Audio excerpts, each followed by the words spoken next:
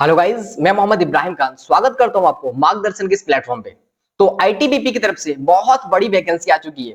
536 vacancies आई हुई है। तो चलिए इस वीडियो में डिटेल में समझते हैं कि क्या है वैकेंसी, क्या है इसके लिए एलिजिबिलिटी क्राइटेरिया और क्या क्या अदर कंडीशन है। तो चलिए इस वीडियो को पूरे विस्तार से समझेंगे क्या ये सारी चीजें हैं। ठीक है, तो इस वीडियो को चलिए शुरू करते हैं। सबसे पहले यहाँ पे समझते हैं आईटीबीपी का फुल फॉर्म है यहाँ पे Indo Tibetan border police force. ठीक है, जो कि मिनिस्ट्री ऑफ होम अफेयर्स के अंडर आता है। मिनिस्ट्री ऑफ होम अफेयर्स के अंदर आईटीबीपी आता है। बहुत बड़ी अपॉर्चुनिटी है। तो ये किस पोस्ट के लिए आया हुआ है यहाँ पे देख सकते हैं, to the post of sub inspector telecommunication, head constable telecommunication और कांस्टेबल टेलीकम्युनिकेशन, यानी कि 3 पोस्ट के लिए ये वैकेंसीज आई हुई है। ठीक है, जिसका कि फॉर्म ऑलरेडी अप्लाई होना शुरू हो चुका है।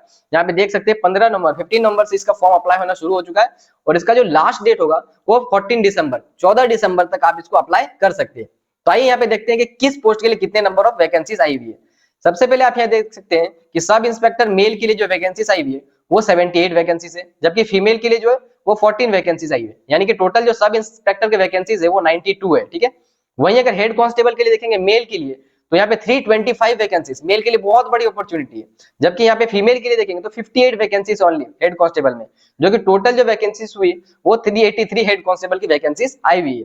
वहीं अगर कांस्टेबल टेलीकम्युनिकेशन में देखें तो मेल के लिए जो वैकेंसीज आई हुई है वो 44 वैकेंसीज है, जबकि फीमेल के लिए वो 7 वैकेंसीज है। ठीक है, तो कांस्टेबल में जो टोटल नंबर ऑफ वैकेंसीज है वो 51 वैकेंसीज आई हुई है।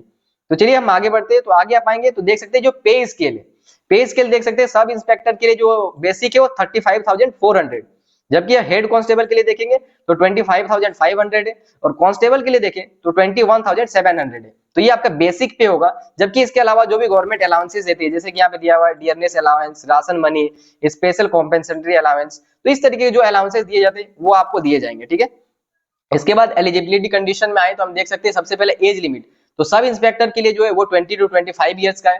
हेड कांस्टेबल के लिए जो है वो 18 टू 25 ईयर्स का दिया गया है, जबकि कांस्टेबल के लिए 18 टू 23 ईयर्स का ये एज यहाँ पे दिया गया एलिजिबिलिटी क्राइटेरिया में। उसके बाद हम एजुकेशनल क्वालिफिकेशन पे आते हैं।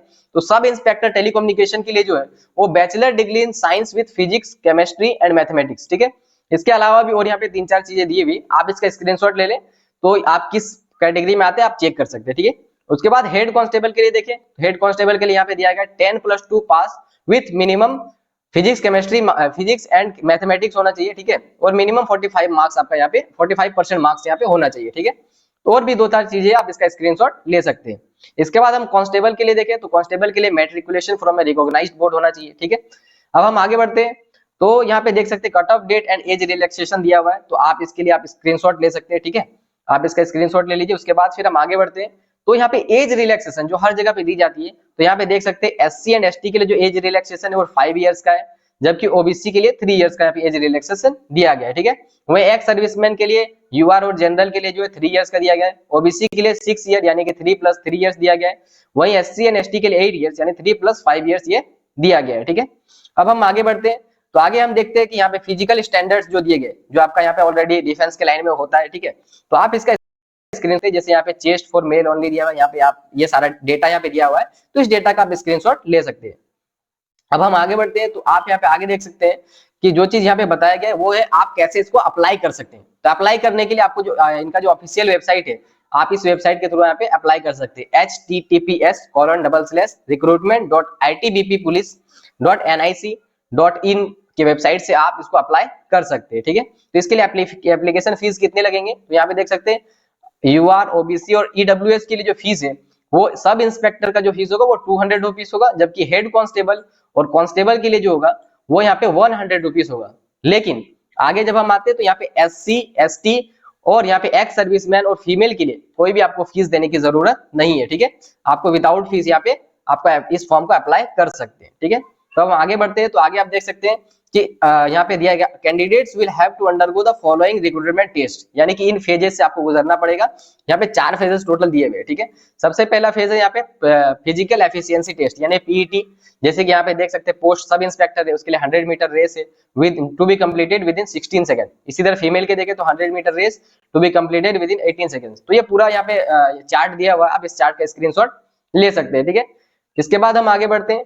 तो ये फर्स्ट फेज हो गया। अब हम दूसरे फेज पे आते हैं। दूसरे फेज पे क्या होगा, दूसरे फेज पे आपको रिटन एग्जामिनेशन देना पड़ेगा। ठीक है, तो रिटन एग्जामिनेशन के लिए भी जो है आपका यहाँ पे पूरा यहाँ पे कैटेगरी दिया हुआ है किस सब्जेक्ट से कितने मार्क्स आएंगे। तो यहाँ पे सब इंस्पेक्टर के लिए आप देख सकते हैं। तो ये आप इसका पूरा स्क्रीनशॉट एक बार ले लीजिए, ठीक है। इसका पूरा स्क्रीनशॉट लेने के बाद हम चलते हैं हेड कांस्टेबल। हेड कांस्टेबल के लिए आप स्क्रीनशॉट लीजिए, किस सब्जेक्ट से कितने मार्क्स के आपके पास क्वेश्चन आएंगे, ठीक है। इसके बाद यहाँ पे कांस्टेबल के लिए दिएगा, इसका भी आप स्क्रीनशॉट ले लीजिए। इसके बाद हम यहाँ पे आगे बढ़ते हैं, तो यहाँ पे देख सकते हैं minimum cut off percentage of qualifying the marks of written examination, वो क्या है, जनरल, ईडब्ल्यूएस और एक्स सर्विसमैन के लिए जो है वो 35% है, जबकि एससी एसटी ओबीसी के लिए जो है वो 33% का है, ठीक है। तो ये मिनिमम आपको परसेंटेज क्वालिफाई करने के लिए आपको लाने पड़ेंगे, ठीक है। अब हम फेज 3 पे आते हैं। तो फेज 3 में आप जानते हैं कि वेरिफिकेशन ऑफ ओरिजिनल डॉक्यूमेंट, आपको ओरिजिनल डॉक्यूमेंट का वेरिफिकेशन के लिए बुलाया जाएगा। और अब हम फोर्थ फेज पे जब आते हैं, तो फोर्थ फेज पे आप देख सकते हैं कि after completion of the trade merit list in each category namely general, SC, ST, OBC, ex serviceman will be drawn on the basis of marks obtained by the candidate in written examination. यानी कि आप written exam में जिस marks लाते हैं उसके हिसाब से क्या है कि यहाँ पे मेरिट लिस्ट प्रिपेयर किया जाएगा और उसी के हिसाब से यहाँ पे आपको शॉर्ट लिस्ट किया जाएगा फाइनल वेरिफिकेशन के लिए। यानी कि फाइनल डॉक्यूमेंट वेरिफिकेशन आपका तभी होगा जब यहाँ पे शॉर्ट लिस्ट में आपका नाम आएगा, ठीक है। तो हम आगे बढ़ते हैं। तो ये क्या है जो प्रोसेस है कि यहाँ पे दिया गया है आईटीबीपी की तरफ से। तो आप चेक करें, अगर आप एलिजिबल है तो आप डेफिनेटली इस फॉर्म के लिए अप्लाई करें और आप इस एग्जाम की तैयारी कर लें, क्योंकि एक बहुत बड़ी अपॉर्चुनिटी है यहाँ पे दिया गया आईटीबीपी की तरफ से। तो वीडियो आप इसके लिए डेफिनेटली अप्लाई करें और अपनी तैयारी शुरू कर दें। वीडियो इन्फॉर्मेटिव लगी हो तो वीडियो को लाइक करें और चैनल को सब्सक्राइब करें। धन्यवाद।